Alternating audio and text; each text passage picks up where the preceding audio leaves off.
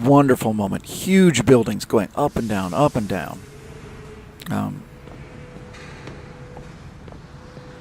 And no real obvious thing. I'm surprised that they didn't have an audio trigger for the main hero, and that if you walk around here, he goes, wow, I need to get some way to get across. Hook onto them with this skyhook.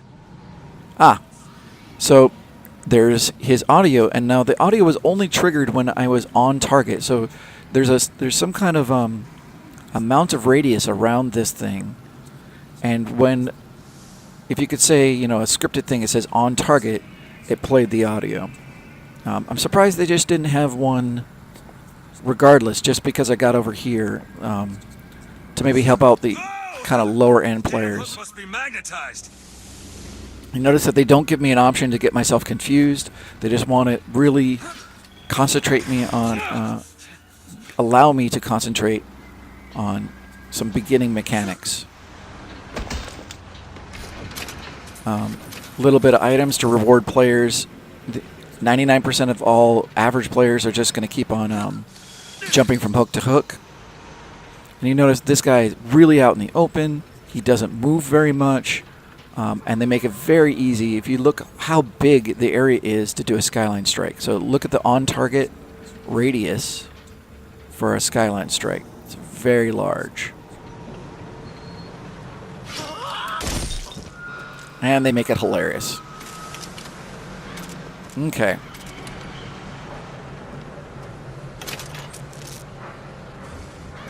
Now, probably for both of my powers, this whole area is now going to be a confirmation of a kind of litmus test for players.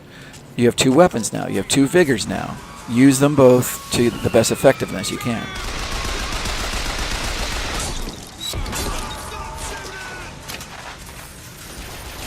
And there's probably an oil slick somewhere around here.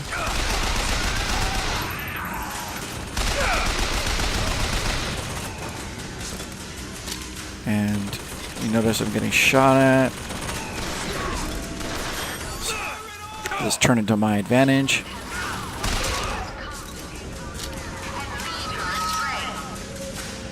Really? Huh. I would have thought there would have been more guys down this alleyway. Oh, maybe I didn't trigger enough of them.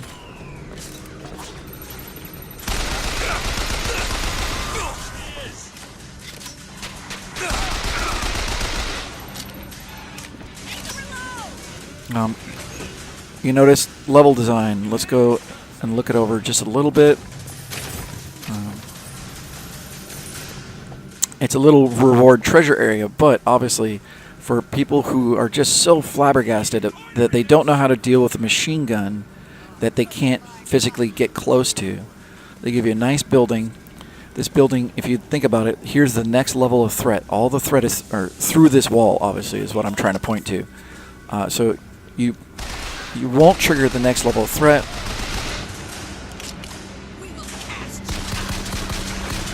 I'm not even trying. Okay, and they make that room really easy. Also, your first real... You could have had a lot of guys get aggroed all down in here, so they had a nice death corridor for people to fight in. This is your first real gun battle. So that's the other thing. You're making it kind of easy as your first gun battle.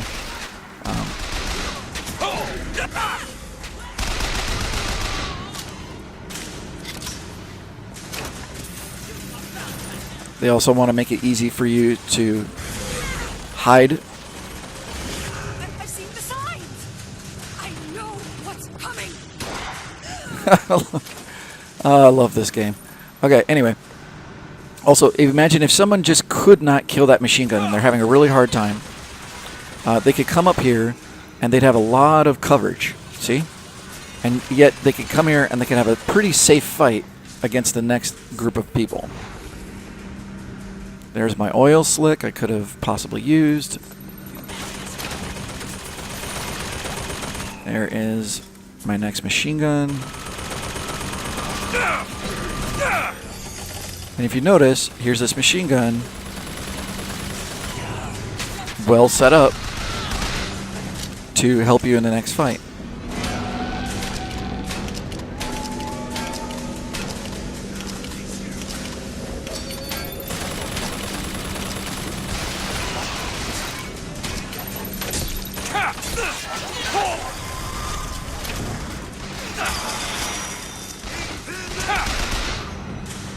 Okay.